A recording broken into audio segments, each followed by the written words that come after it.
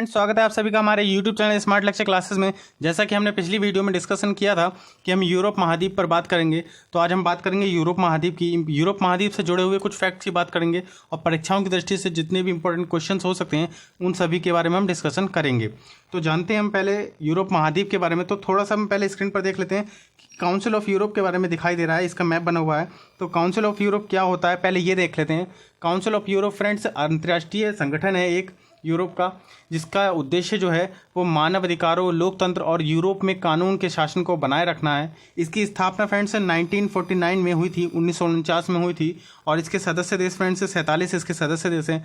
इसकी आबादी लगभग फ्रेंड्स 820 मिलियन है और इसका जो वार्षिक बजट होता है फ्रेंड्स वो 500 मिलियन यूरो इसका वार्षिक बजट होता है। अब इसका फ्रेंड्स हेडक्वार्टर कहाँ पर है, तो हेडक्वार्टर मैं बता देता हूँ कि इसका हेडक्वार्टर फ्रेंड्स फ्रांस के स्ट्रासबर्ग STRASBOURG फ्रेंड्स स्ट्रासबर्ग में इसका हेडक्वार्टर है। तो ये तो एक इम्पॉर्टेंट फैक्ट था फ्रेंड्स, काउंसिल ऑफ यूरोप के बारे में बात थी। अब बढ़ते हैं मैप की तरफ। तो ये रहा हमारा पॉलिटिकल मैप। तो पॉलिटिकल मैप पर अभी आते हैं। पहले हम देखते हैं थोड़ा सा फिजिकल मैप पर।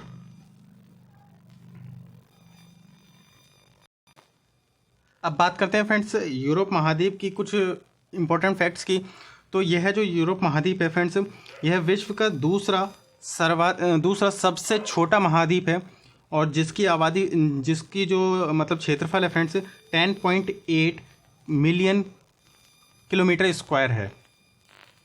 अब यह दूसरा है। तो फ्रेंड्स पहले नंबर पर कौन है, तो पहले नंबर पर फ्रेंड्स ऑस्ट्रेलिया पहले नंबर पर सबसे छोटा महाद्वीप है। अब जो ऑस्ट्रेलिया की बात करें, ऑस्ट्रेलिया को हम मैप में डिस्कशन करेंगे, वो आगे वाले वीडियोज़ में डिस्कशन करेंगे। तो पहले हम बात कर लेते हैं यूरोप की। तो यूरोप को फ्रेंड्स सर्वाधिक नगरीकृत महाद्वीप भी कहा जाता है, जो सर्वाधिक नगरीकृत महाद्वीप भी कहा जाता है। और सबसे इम्पोर्टेंट फैक्ट फ्रेंड्स ये है कि यूरोप महाद्वीप में एक भी मरुस्थल स्थित नहीं है, एक भी मरुस्थल स्थित नहीं है। ये यूरोप महाद्वीप की स्पेशलिटी है कि वहाँ पर एक भी महाद्वीप स्थित नहीं है। ये एक इम्पॉर्टेंट फैक्ट है, आप ये नोट कर लीजिए। और इसकी एक और बात मैं बताता हूँ आपको कि यूरोप महाद्वीप को प्रायद्वीपों का प्रायद्वीप भी कहा जाता है। अब प्रायद्वीप क्या होता है फ्रेंड्स, तो प्रायद्वीप फ्रेंड्स वो होता है कि जहाँ पर तीनों ओर से जो सागरों से घिरा होता है, जो तीनों ओर से सागरों से घिरा हुआ प्रायद्वीप कहलाता है। तो ये फ्रेंड्स तीनों ओर से सागरों से घिरा हुआ है। ये ब्लू ब्लू दिख रहा है आपको, ये तीनों ओर से सागर हैं। और यहाँ पर ये मेडिटेरियन सी और ये नॉर्थ अटलांटिक सी जो आती है, उसमें जिब्राल्टर संधि जो है वो इन दोनों को काटती है। तो यहाँ पर ये फ्रेंड्स तीनों ओर से सागरों से घिरा हुआ है, इसलिए इसे फ्रेंड्स प्रायद्वीपों का प्रायद्वीप कहा जाता है। अब कुछ और फैक्ट्स की भी बात कर लेते हैं फ्रेंड्स।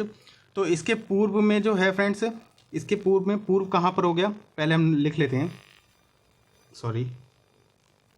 ईस्ट, वेस्ट, नॉर्थ और ये रहा साउथ। अब हम बताते हैं कि इसके पूर्व में जो है यूराल पर्वत। अब यूराल पर्वत कहाँ है, ये रहा फ्रेंड्स यूराल पर्वत। ये इसके पूर्व में यूराल पर्वत और इसके दक्षिण में फ्रेंड्स भूमध्य सागर। तो भूमध्य सागर कहाँ है, ये रहा भूमध्य सागर मेडिटेरियन सी। और काला सागर, ये रहा ब्लैक सी। और दक्षिण पूर्व में काकेकस पर्वत। अब दक्षिण पूर्व कौन सा हो गया, यह रहा साउथ और यह रहा पूर्व ईस्ट। तो साउथ ईस्ट कौन सा हो गया, ये रहा। अब इसके दक्षिण पूर्व में फ्रेंड्स काकेकस पर्वत कहाँ है फ्रेंड्स, ये रहा काकेकस पर्वत। कैस्पियन सी और ब्लैक सी के मध्य जो है वो काकेकस पर्वत है। और कैस्पियन सी, ये रहा कैस्पियन सी। ये सभी जो है यूरोप को एशिया से अलग करते हैं। एशिया कहाँ है हमारा, एशिया हमारा ये रहा। यह फ्रेंड्स एक इम्पॉर्टेंट फैक्ट्स है जो मैंने अभी आपको बताया। अब फ्रेंड्स थोड़ी सी और बात कर लेते हैं हम कि झील कहाँ पर हैं और कौन कौन सी थोड़ी बहुत पर्वत श्रेणी हैं। तो फ्रेंड्स यहाँ पर मैंने आपको बता दिया, ये बता दिया मैंने आपको भूमध्य सागर है, मेडिटेरियन सी और जिब्राल्टर संधि। ये रही जिब्राल्टर संधि जो अफ्रीका को और यूरोप को अलग करती है, वो है जिब्राल्टर संधि। हमने अफ्रीका के महाद्वीप के बारे में डिस्कशन किया था, तब मैंने आपको बताया था। अगर आपने वो वीडियो नहीं देखी तो आप आई बटन पर क्लिक करके उस वीडियो को देख सकते हैं। आप वीडियो का लिंक वीडियो के डिस्क्रिप्शन में भी आपको मिल जाएगा।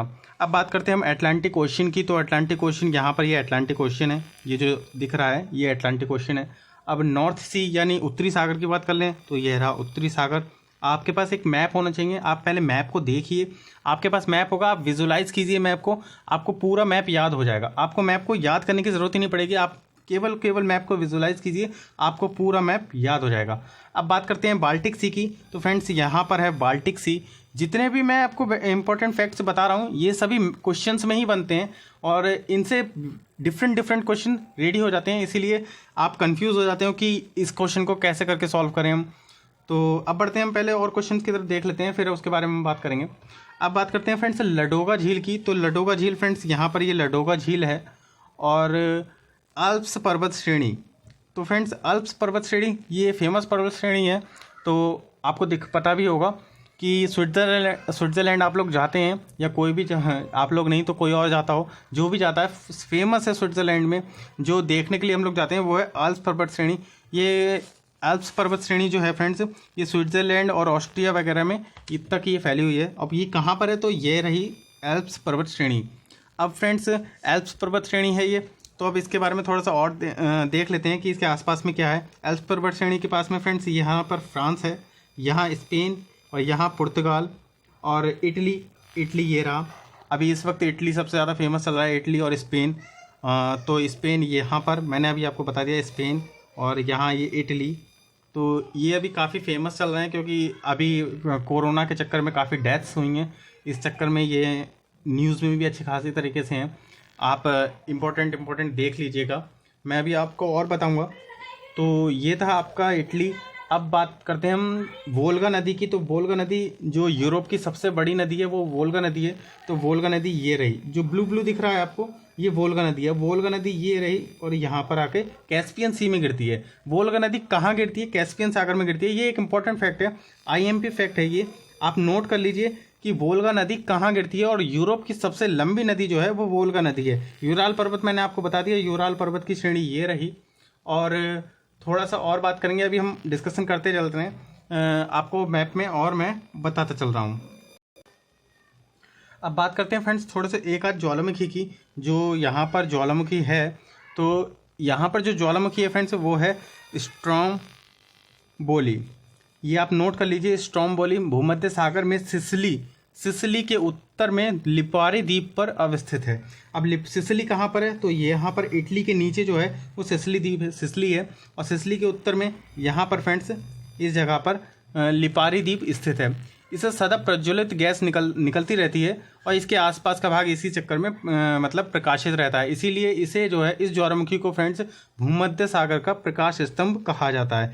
ये इंपॉर्टेंट फैक्ट्स है, याद कर लीजिए आप कि स्ट्रोम्बोली जो मतलब कि ज्वालामुखी है, स्ट्रोम्बोली ज्वालामुखी जो है वो भूमध्य सागर के सिसिली के उत्तर में स्थित है। उत्तर में लिपारी द्वीप के पास में, लिपारी द्वीप पर स्थित है। ये एक इंपॉर्टेंट फैक्ट्स है, तो आप इसे नोट कर लीजिए फ्रेंड्स। बाकी फ्रेंड्स मैंने अभी आपको बताया यूरोप महाद्वीप में मरुस्थल स्थित नहीं है। अब बात कर लेते हैं झील की। तो फ्रेंड्स फिनलैंड को, यहाँ पर है फिनलैंड को फ्रेंड्स झीलों का देश कहा जाता है। यूरोप की स्वच्छ जल की सबसे बड़ी झील जो है वो लडोगा झील है, 17,700 किलोमीटर स्क्वायर। यह झील रूस में स्थित है। अब लडोगा झील कहाँ पर है फ्रेंड्स? ये रही लडोगा झील, मैंने अभी आपको बताया था। बाकी क्वेश्चंस भी आप चेक करते रहिए, क्वेश्चन से इसी से इम्पोर्टेंट इसी से बनते हैं। अब बात करते हैं नहर की। तो फ्रेंड्स कील नहर, KEIL, कील नहर यानी कील कैनाल कहाँ पर है? डेनमार्क और जर्मनी के मध्य में स्थित है। अब डेनमार्क और जर्मनी कहाँ पर है ये मैं आपको दिखा देता हूँ कि फ्रेंड्स डेनमार्क और जर्मनी, यहाँ पर है डेनमार्क और यहाँ रहा जर्मनी के डेनमार्क और जर्मनी के मध्य में यह कैनाल जो है वो स्थित है और यह उत्तरी सागर और बाल्टिक सागर को जोड़ती है। अब उत्तरी सागर कहाँ है? यहाँ पर उत्तरी सागर अभी मैंने आपको मैप में बताया था।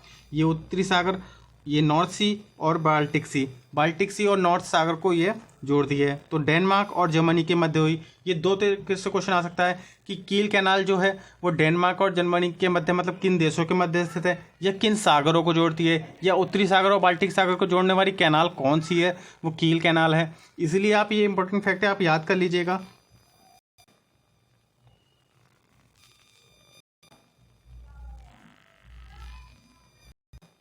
पर्वतों की बात करते हैं फ्रेंड्स, तो यूरोप का पर्वत सर्वोच्च शिखर जो है फ्रेंड्स वो अल्ब्रुच है, और इसकी हाइट है जो फ्रेंड्स 5642, रूस में ये स्थित है। अब फ्रेंड्स अल्प्स की बात करें तो अल्प्स की सबसे ऊंची चोटी जो है वो माउंट ब्लैक है, और जी ये जो कहाँ पर है, ये फ्रांस में स्थित है। और अल्प्स का अधिकतर विस्तार फ्रेंड्स स्विट्जरलैंड में है। अब स्विट्जरलैंड को फ्रेंड्स यूरोप का खेल का मैदान कहा जाता है, अर्थात प्ले ग्राउंड ऑफ यूरोप किसे कहा जाता है, स्विट्जरलैंड को। ये एक इंपॉर्टेंट फैक्ट है, IMP फैक्ट्स है कि ये सॉरी फ्रेंड्स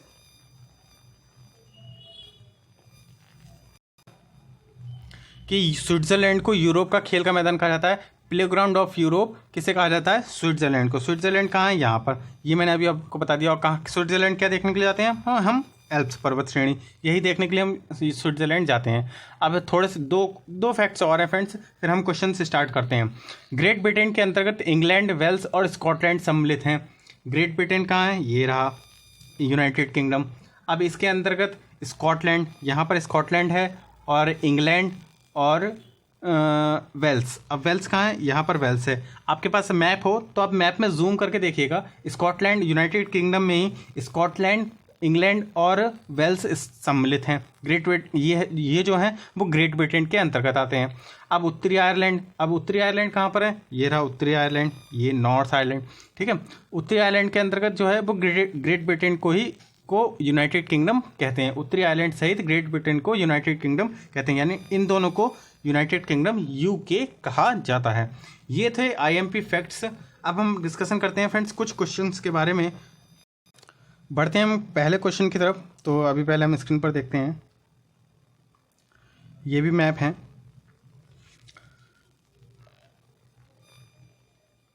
तो पहला क्वेश्चन फ्रेंड्स हमारा है,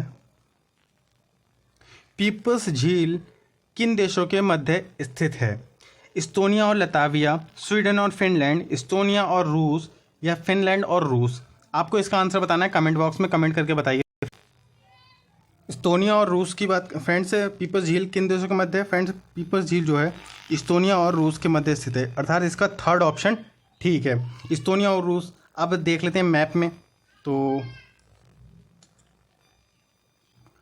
यहाँ पर है इस्तोनिया और ये रहा रूस, और ये यहाँ रही पीपल्स झील। अब पीपल्स झील को फ्रेंड्स एक और नाम से जाना जाता है, उसका नाम है चिडुस्कोय। अब CHUDSKOYA,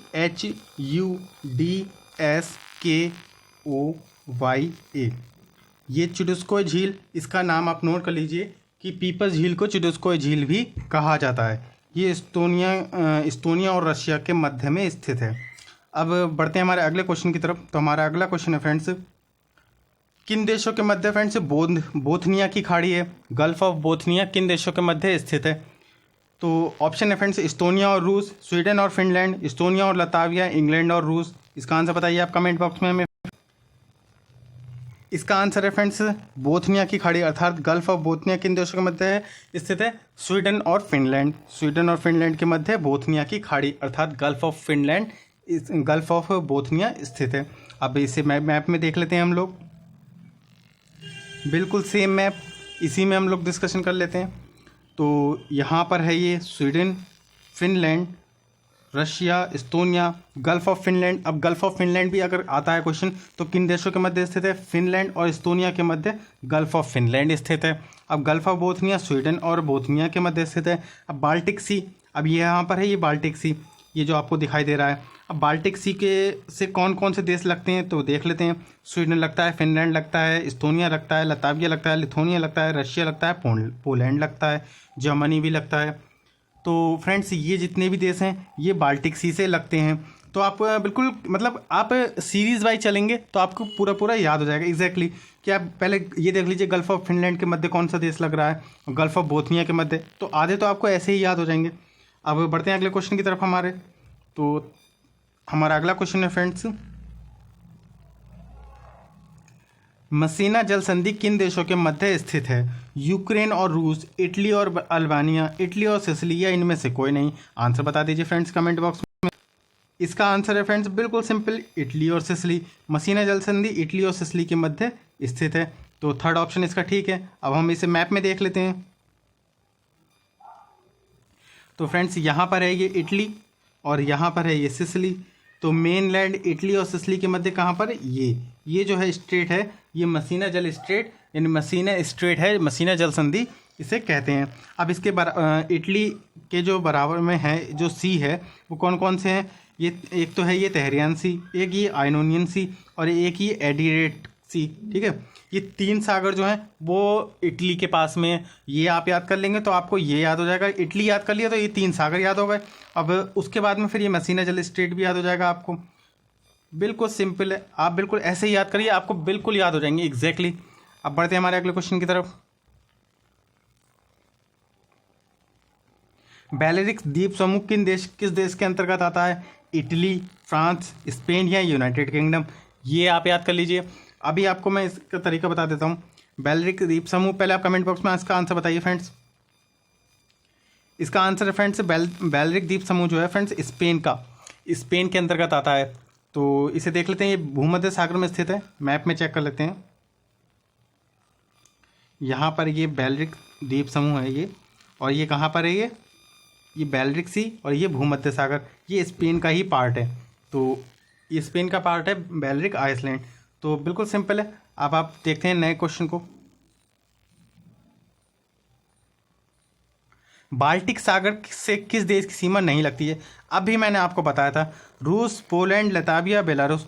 तो अभी कौन सा देश नहीं लगेगा? इसका आंसर बताइए फ्रेंड्स। बाल्टिक सागर से फ्रेंड्स फिनलैंड लगता है, स्वीडन लगता है, ये 3 देश ये हो गए ऊपर। और फिर उसके बाद में यहाँ पर ये रूस लग गया और इस्तोनिया आ गया, यहाँ रूस हो गया। और फिर नीचे कौन सा आ गया? लताविया आ गया, लुथोनिया आ गया, पोलैंड आ गया और जर्मनी आ गया, डेनमार्क आ गया। तो क्या नहीं आ रहा है? बेलारूस। बेलारूस कहाँ पर है? यहाँ पर। तो बेलारूस इसका आंसर होगा, 4th ऑप्शन इसका करेक्ट है। तो पढ़ते हैं, देखते हैं इसे मैप में। यहाँ पर है ये बाल्टिक सी। अब बाल्टिक सी है तो कौन कौन से देश? ये हाँ, बेलारूस कहाँ है ये देख लीजिए, बेलारूस देख लीजिए आप, बाकी पूरा याद हो जाएगा आपको। Gulf of Bothnia, gulf of Finland और डेनमार्क ये यहाँ पर है, पोलैंड और रूस, Lithuania, Latvia, Estonia, Finland, Sweden. Simple. अब बढ़ते हैं अगले क्वेश्चन की तरफ।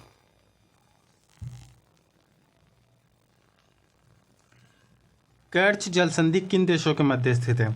तो क्रोएशिया और स्लोवानिया, यूक्रेन और रूस, इटली और सिसिली या इनमें से कोई नहीं। तो फ्रेंड्स अभी मैंने आपको बताया था कि इटली और सिसिली के मध्य तो ये होगा नहीं, तो ये ऑप्शन वैसे ही गलत हो गया हमारा। क्रोएशिया और स्लोवानिया तो इनके मध्य भी नहीं हो सकता। क्यों नहीं हो सकता वो भी मैं अभी बता दूंगा आपको।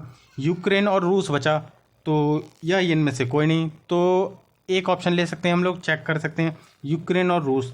तो इसका ऑप्शन क्या होगा फ्रेंड्स? यूक्रेन और रूस। देख लेते हैं।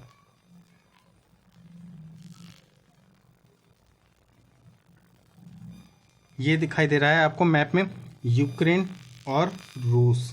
ठीक है, अभी आपको फुल मैप में मैं आपको बता दूंगा कि क्यों नहीं हो सकता वो। कैर्च जल संधि फिलहाल तो ये रही कैर्च जल संधि की, KERCH क्रेच स्ट्रेट और सी ऑफ अजोब वहाँ पर, और ब्लैक सी। ये आप बिल्कुल सिंपल याद कर लीजिए। यूक्रेन और अजोब सी ऑफ अजोब जो है वो इतने इंपॉर्टेंट नहीं है, आता नहीं है, लेकिन फ़िलहाल ब्लैक सी के ऊपर है। तो ये आप याद कर लीजिए, ब्लैक सी और सी ऑफ अजोब को जो जोड़ती है वो है कैर्च जल संधि। तो अब बढ़ते हैं अगले क्वेश्चन की तरफ हमारे। तो हमारा अगला क्वेश्चन है फ्रेंड्स, झीलों का देश किससे कहा जाता है? तो France, Latvia, Finland, Denmark. Just अभी मैंने थोड़ी देर पहले आपको बताया था, झीलों का देश फ्रेंड्स फिनलैंड को कहा जाता है। 3rd ऑप्शन इसका करेक्ट है, झीलों का देश फिनलैंड को कहा जाता है। मैप में आपने देख ही चुके हैं आप, फिनलैंड हमारा यहाँ पर है, ये रहा फिनलैंड, इसे झीलों का देश कहा जाता है। बढ़ते हैं अगले क्वेश्चन की तरफ हम। विश्व में ऐसा कौन सा महाद्वीप है जहां एक भी मरुस्थल स्थित नहीं है? ऑस्ट्रेलिया या ओशियाना, अर्थात ओशियाना। इसे ऑस्ट्रेलिया को ही ओशियाना भी कहते हैं, आप कंफ्यूज ना हो, कहीं ओशियाना लिख के आया और ऑस्ट्रेलिया लिख कर आया तो आप कंफ्यूज हो जाएं। तो और दक्षिण अमेरिका, यूरोप और अफ्रीका। तो फ्रेंड्स इसका आंसर क्या है? यूरोप। यूरोप में एक भी मरुस्थल नहीं है, ये आंसर इसका हो गया।